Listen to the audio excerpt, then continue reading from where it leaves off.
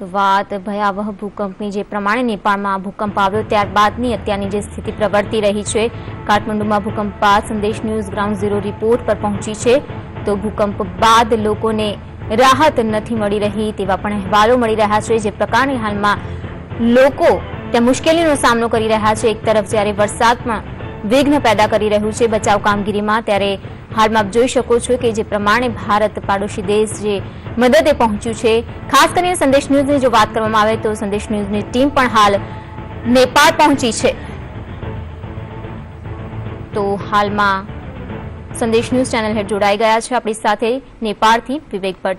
जी विवेक जी, जिस तरह से नेपाल की भूकंप की बात की जो परिस्थिति की बात की जाए, बचाव कामगिरी अभी की कैसे देखने को मिल रही है?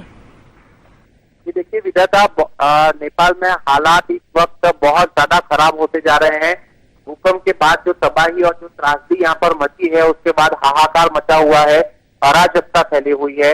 सबसे बड़ी दिक्कत यह है कि काठमांडू में तो हालात बहुत सामान्य हो गए हैं धीरे धीरे, लेकिन वहां पर जो एड आ रही है, जो 25-30 देश अपने विमान यहाँ पर भेज रहे हैं, बहुत सारी सहायता की सामग्री यहाँ पे आ रही है, राहत सामग्री यहाँ पे आ रही है, डॉक्टर्स आ रहे हैं, दवाइयां आ रही हैं, सब कुछ हो रहा है। लेकिन काठमांडू के बाहर जहाँ पे पहाड़ों पे, क्योंकि ये तो हिमालय से घिरा हुआ एक देश है, तो यहाँ पर पहाड़ों पर बहुत सारे गांव हैं और पूरे के पूरे गांव तबाह हो गए हैं। अभी हम काठमांडू से करीब 50 किलोमीटर दूर ही आए थे और वहां पे हमने देखा कि गांव के गांव तबाह हो गए हैं, किसी के पास कुछ नहीं बचा हुआ है। सारे लोग अपने खेतों में या सड़कों पर बैठे हुए हैं, कच्चे रास्तों पर बैठे हुए हैं। जगह जगह लैंडस्लाइड हुई है जिसकी वजह से जो कच्चे मकान हैं वो भी सारे खत्म हो गए हैं। साथ ही साथ जो कच्चे रोड है वहां पर बड़ी बड़ी चट्टाने पड़ी हुई हैं जिसकी वजह से पूरा यातायात वहां पे संभव नहीं है। यातायात पूरी तरह से ठप पड़ा हुआ है, जिससे में जो लोग हैं वो करीब 40-40, 50-50 किलोमीटर दूर तक चल के जा रहे हैं। जो भी सहायता लेके आ रहे हैं वो वहां तक पहुंच रहे हैं। संदेश न्यूज की टीम वहां पर पहुंची। काफी पैदल चलने के बाद में हमने वहां पर जाके लोगों से बात की, तो लोगों के अंदर एक आशा की नई किरण जगी कि आप पहले लोग हो जो यहाँ तक पहुंचे हो, अभी तक कोई नहीं पहुंचा है। 7 दिन हो गए हैं। हमारे पास में जितनी भी राहत सामग्री हम यहाँ से लेके निकले वो सारी वहां पे लोगों में हमने बांटी। साथ ही साथ जो हमारे साथ में दवाइयां थी वो वहां का एक हॉस्पिटल था, वहां पर हमने दवाइयां पहुंचाई। सारी इमरजेंसी दवाइयां थी वो वहां पर पहुंचाई है। कई लोग जख्मी हैं, कई लोगों को इतना भारी दुख और इतनी पीड़ा सहन करनी पड़ रही है जिसको हम शब्दों में बयान नहीं कर सकते। यहाँ आकर आप देखेंगे तो आपके आंखों से आंसू निकल जाएंगे। अब लोगों से और जो भी सरकार है, नेपाल की सरकार, जो एनजीओ हैं वो सिर्फ काठमांडू तक सीमित ना रहे, उन्हें काठमांडू से दूर आना पड़ेगा। जो गांव है वहां तक पहुंचना पड़ेगा। यहाँ पर 2 बड़ी डिस्ट्रिक्ट है, गोरखा डिस्ट्रिक्ट और दूसरी जो है वो सिंधुपाल्चोक करके एक डिस्ट्रिक्ट है। यहाँ पर सबसे बड़ा नुकसान हुआ है। यहाँ तक अभी तक कोई नहीं पहुंचा है। जब भी इन पहाड़ों से आर्मी एयरफोर्स के जो हेलीकॉप्टर से वो यहाँ से गुजरते हैं तो लोगों को लगता है कि बस ये हेलीकॉप्टर हमारे यहाँ पे उतरेगा और राहत सामग्री यहाँ पर मिलेगी, लेकिन हेलीकॉप्टर ऊपर से चक्कर लगा के चले जाते हैं। उनके सामने बड़ी दुविधा यह है कि लैंडिंग स्पॉट नहीं है यहाँ पे कि कहाँ पे लैंड किया जाए। तो ये बहुत बड़ी समस्या यहाँ पर पहुंची हुई है। जहां तक रोड जा रहा है वहां तक अगर राहत सामग्री आ जाती है तो वहां पे मेला लग जाता है, सैकड़ों लोग आ जाते हैं वहां पर वो सामग्री लेने के लिए, क्योंकि लोगों के पास अब कुछ नहीं बचा है। जो भी उनका अनाज था वो अब जमीन में डटा हुआ है, धूल मिट्टी से सना हुआ है, सारे आशियाने गिर चुके हैं। यहाँ पे जितने भी गांव में देख रहा हूँ करीब 100 से ज्यादा के गांव है यहाँ पर, और सारे के सारे गांव तबाह हो गए हैं।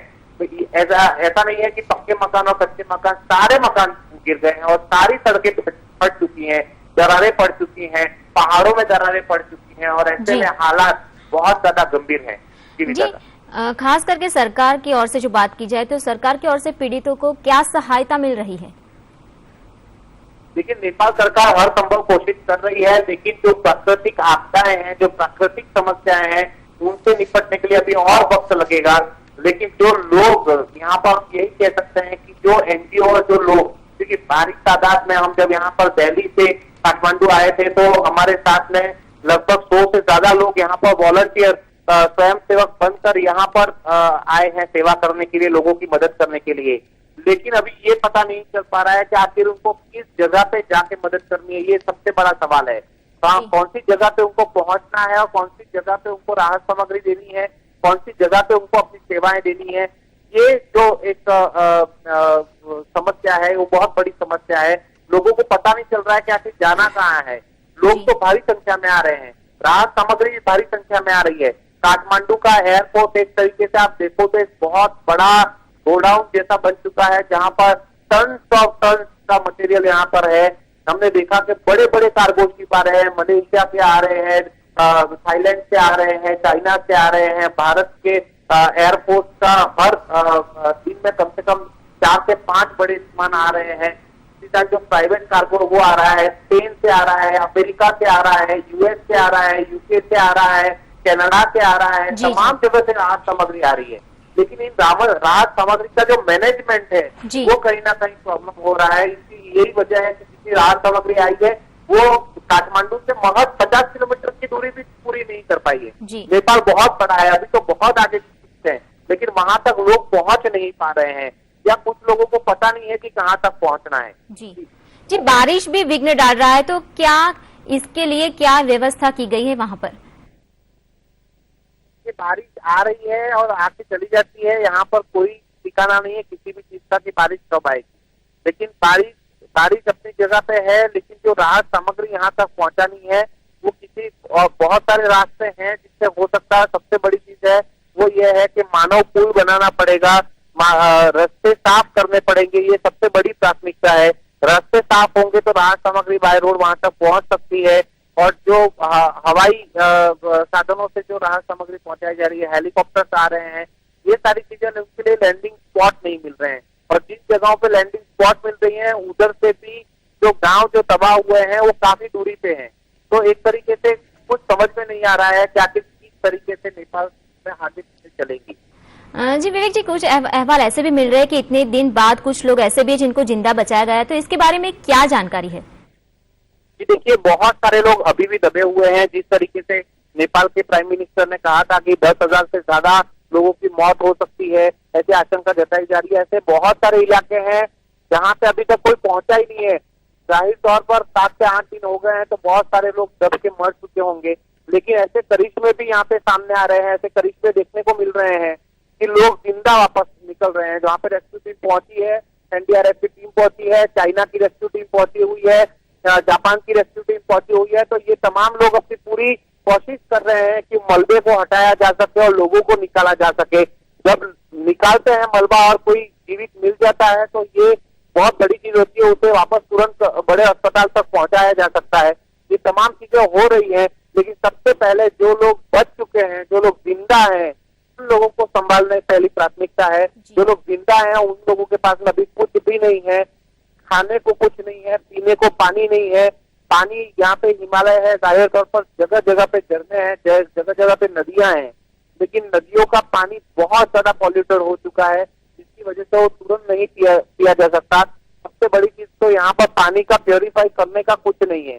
ये बहुत बड़ी चीज है और यही वजह है कि जो लोग दबे हुए हैं, जो लोग पशु काफी मर गए हैं, खास तौर पर जो लोग पशु मर चुके हैं, तो वहाँ पे दुर्गंध बहुत ज्यादा है।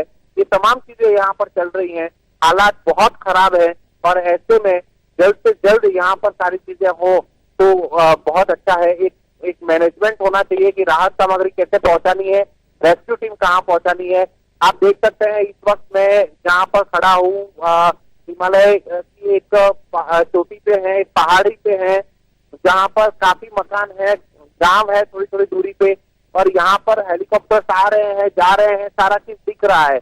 लेकिन यहाँ के लोग सिर्फ हेलीकॉप्टर देख सकते हैं, हेलीकॉप्टर से कोई मदद उनको मिल नहीं सकती है, क्योंकि इतनी घनी पहाड़ियों में कोई लैंडिंग स्पॉट नहीं है जहाँ से कोई सामान यहाँ पर लाया जा सके। जी बस यही कह सकते हैं कि बहुत वक्त लगेगा नेपाल में राहत सामग्री हर जगह तक पहुँचाने के लिए या रेस्क्यू टीम पहुँचाने के लिए, और यही वजह है कि लोगों की जो जान हानि है वो बढ़ सकती है। जी धन्यवाद ये पूरी जानकारी के लिए।